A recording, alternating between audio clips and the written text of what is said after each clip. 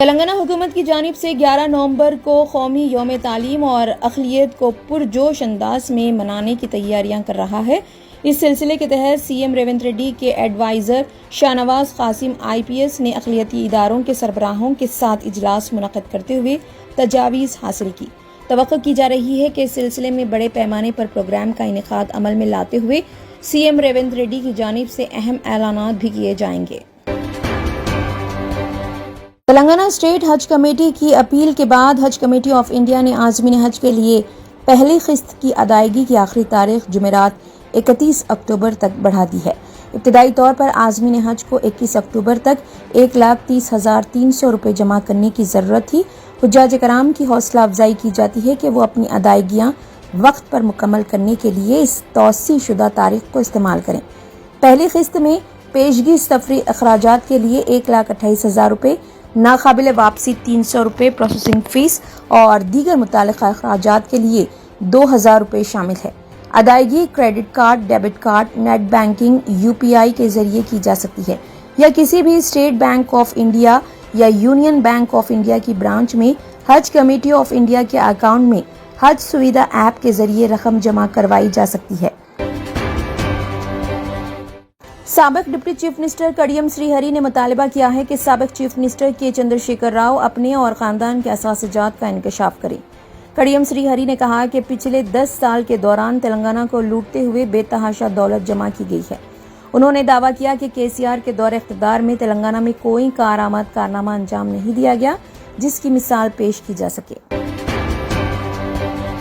حیدرآباد نے معاشی ترقی کے شعبے میں دنیا کے تیز رفتار ترقی کرنے والے شہروں میں اپنا مقام بنا لیا ہے۔ ملک میں بڑے شہروں کی تیز رفتار ترقی اور 2033 تک شہروں میں ترقیاتی سرگرمیوں سے متعلق سروے میں حیدرآباد کو دنیا کے 10 منتخب بڑے شہروں میں 5واں مقام ملا ہے۔ سیولس گروتھ ہبس انڈیکس نے دنیا کے 10 بڑے شہروں کا انتخاب کیا جو وہاں کی آبادی، عوام کی معیشت اور دیگر امور کو پیش نظر رکھتے ہوئے کیا گیا ہے۔ انڈیکس میں جن 10 شہروں نے جگہ بنائی ہے ان میں ہندوستان سے 4 شہر شامل ہیں۔ سروے کے مطابق 2033 تک تیز رفتار معاشی ترقی کے ذریعے بنگلور دنیا کا پہلا شہر بن جائے گا۔ دوسرے نمبر پر ویتنام کا شہر ہو چی من ہے۔ ہندوستان کا دارالحکومت دہلی تیسرے نمبر پر ہے، جبکہ چین کا شہر شنزین کو 4تھا مقام ملا ہے۔ حیدرآباد کو تیز رفتار معاشی ترقی کے میدان میں دنیا بھر میں 5واں مقام حاصل ہوا۔ ویتنام کا ہنوئی شہر 6ویں نمبر پر رہا، جبکہ چین کے شہر گیانزو کو 7ویں مقام پر رکھا گیا۔ ہندوستان کا صنعتی اور تجارتی دارالحکومت کے طور پر شناخت رکھنے والا ممبئی شہر 8ویں نمبر پر ہے۔ فلپائن کا دارالحکومت منیلا 9ویں اور سعودی عرب کا دارالحکومت ریاض 10ویں نمبر پر ہے۔ خانگی ادارے نے دنیا بھر میں بڑھتی معاشی سرگرمیوں اور عوام کی انفرادی آمدنی اور اثاثے جات کی بنیاد پر 10 بڑے شہروں کا انتخاب کیا ہے جو 2033 تک دنیا کے تیز رفتار ترقی یافتہ شہروں میں شمار کیے جائیں گے۔ سینٹرل ریزرو پولیس فورس کے کئی اسکولوں کو ملک بھر میں بم رکھے جانے کی جھوٹی دھمکیاں موصول ہوئی ہیں، جن میں 2 دہلی اور 1 حیدرآباد کے اسکول شامل ہیں۔ خبر رساں ایجنسیوں کے مطابق یہ دھمکیاں پیر 21 اکتوبر کی رات دیر گئے ان اسکولوں کی انتظامیہ کو ایک ای میل کے ذریعے بھیجی گئی۔ طلبہ اور عملے کی حفاظت کو یقینی بنانے کے لیے عہدیدار معاملے کی تحقیقات کر رہے ہیں۔ اس ہفتے کے شروع میں دہلی کے روہنی میں CRPF کے ایک اسکول کے سامنے بم دھماکہ ہوا تھا، اگرچہ کسی جانی یا زخمی ہونے کی اطلاع نہیں ہے۔ قریبی گاڑیوں اور املاک کو نقصان پہنچا ہے۔ دھماکے کی تحقیقات کے ایک حصے کے طور پر دہلی پولیس نے قریبی بازاروں سے تمام CCTV DVR بھی ضبط کر لیے۔ ذرائع نے انکشاف کیا کہ فوٹیج میں ایک مشتبہ شخص کو جائے وقوع سے پکڑا گیا ہے۔ وزارت شہری ہوابازی بم کی جھوٹی اطلاعات کے خطرات سے نمٹنے کے لیے سنجیدہ اقدامات کر رہی ہے، جس نے حال ہی میں مختلف ایئر لائنز کو نشانہ بنایا ہے۔ شہری ہوابازی کے مرکزی وزیر کے رام موہن نائیڈو نے قانون سازی میں ترمیم اور حفاظتی اقدامات میں اضافے کے ذریعے ان واقعات کو روکنے کے لیے وزارت کے عزم کی تصدیق کی ہے۔ اس کے ساتھ ہی پولیس ان کارروائیوں کے پیچھے مجرموں کی تفتیش بھی جاری رکھے ہوئے ہیں۔ مرکزی وزیر نے انتباہ دیا ہے کہ جو لوگ دھمکیاں دینے کے قصوروار پائے جائیں گے انہیں سخت سزا دی جائے گی۔ نائیڈو نے زور دے کر کہا کہ ایک بار جب ہم ذمہ دار شخص کی شناخت کر لیں گے تو انہیں سخت نتائج کا سامنا کرنا پڑے گا۔ एंटी करप्शन ब्यूरो के अहदेदारों ने बावसूख इत्तला पर कार्रवाई करते हुए additional collector Rangareddy, land revenue M Venkata Bhupal Reddy के खिलाफ गैर महसूब असासिजात के सिलसिले में केस दर्ज किया है। एसीबी अहदेदारों ने उनके मकान के अलावा दीगर मकामात पर छापे मारे और 5 करोड़ रुपए से जायद मालियाती असासिजात पाए गए हैं, जिनकी मार्केट वैल्यू कई गुना ज्यादा बताई गई है। वक्फ बिल पर जेपीसी मुश्तरका पार्लिमानी कमेटी का इजलास पार्लियामेंट हाउस में वाक़ एनेक्स में मुनक़िद हुआ। इजलास के दौरान गर्मा गर्म मुबाहिस और हाथापाई के बाद उसे कुछ देर के लिए रोक दिया गया।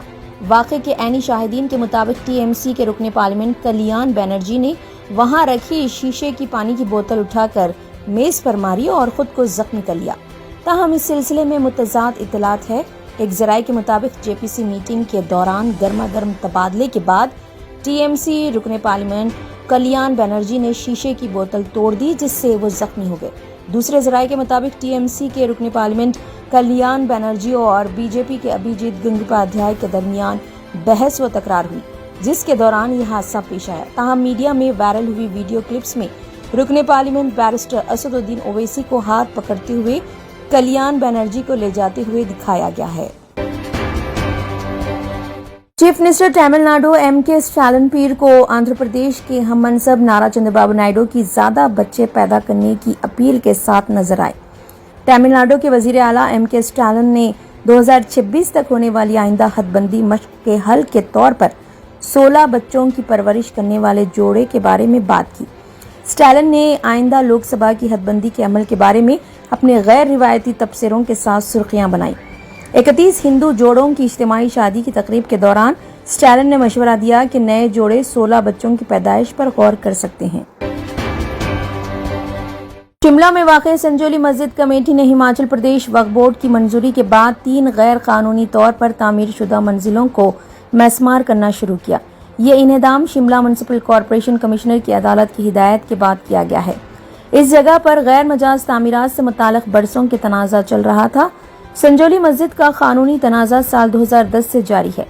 इस साल मस्जिद कमेटी ने मुनासिब इजाजत के बगैर इस जगह पर सुतून खड़े कर दिए, जिससे शिमला म्युनिसिपल कॉरपोरेशन के मुताबिक 2015 और 2018 के दरमियान 3 गैर कानूनी मंजिलें तामीर की गई थी।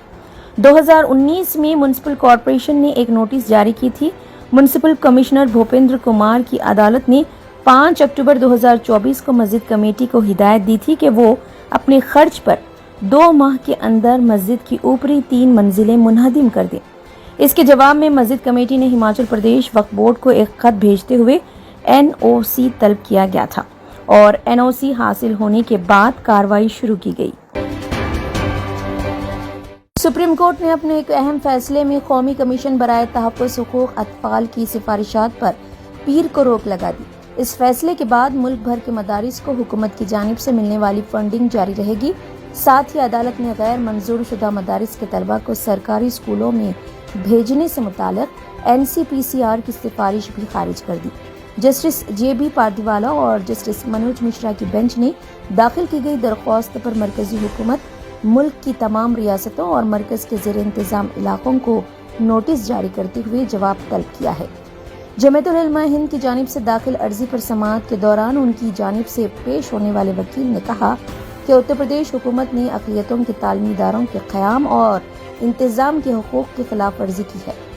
जमीयतुल उलमा हिंद के उत्तर प्रदेश और त्रिपुरा हुकूमतों की इस हिदायत को चैलेंज किया है, जिसमें कहा गया है कि गैर मंजूर शुदा मदारिस के तलबा को सरकारी स्कूलों में मुंतकिल कर दिया जाना चाहिए। अदालत अज़्मा ने हुक्म दिया कि इस साल 7 जून और 25 जून को जारी एनसीपीसीआर की सिफारिश पर कार्रवाई नहीं की जानी चाहिए। अदालत ने यह भी कहा कि इस मामले में रियासतों के जरिए जारी हुक्म भी मुअत्तल रहेंगे। अदालत ने जमीयतुल उलमा हिंद को उत्तर प्रदेश और त्रिपुरा के अलावा दीगर रियासतों को भी अपनी अर्जी में फरीक बनाने की इजाजत दी है।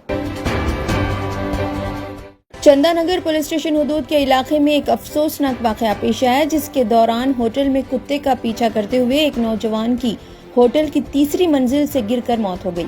मरने वाले की शिनाख्त 30 साल उदय के तौर पर की गई है, जिसका ताल्लुक तेनाली आंध्र प्रदेश से बताया गया है। उदय रामचंद्रपुरम के इलाके अशोक नगर में रहता था और वो अपने दोस्तों के साथ कल वीवी प्राइड होटल गया हुआ था। جب ادے تیسری منزل کی بالکنی میں پہنچا تو وہاں اس نے ایک کتے کو دیکھا اور اس کا پیچھا کرنے لگا۔ اسی دوران نوجوان توازن کھو کر کھڑکی سے نیچے گر پڑا اور موقع پر ہی ہلاک ہو گیا۔ کتے کے پیچھا کرنے کا یہ منظر سی سی ٹی وی کیمرے میں قید ہو گیا۔ پولیس نے سی سی ٹی وی فوٹیج کی بنیاد پر تحقیقات کا آغاز کیا۔ ڈاکٹر صابریز آئی ہاسپٹل واقع اعتبار چوک حیدرآباد پرانے شہر میں آنکھوں کے امراض کے لیے بہترین hospital. Doctor Asad Sabri consultant cornea cataract and refractive surgeon کی نگرانی میں چلایا جانے والا doctor Sabri's eye hospital state of the art infrastructure اور سہولتیں، عصری مشینوں سے لیس، کم سے کم فیس میں مریضوں کا اطمینان بخش علاج، آنکھوں کے کامیاب آپریشن کے لیے موزوں نام doctor Sabri's eye hospital. Out patient کے لیے بھی دواخانہ وزٹ کیا جا سکتا ہے۔ ڈاکٹر صابریز آئی ہاسپٹل اعتبار چوک حیدرآباد۔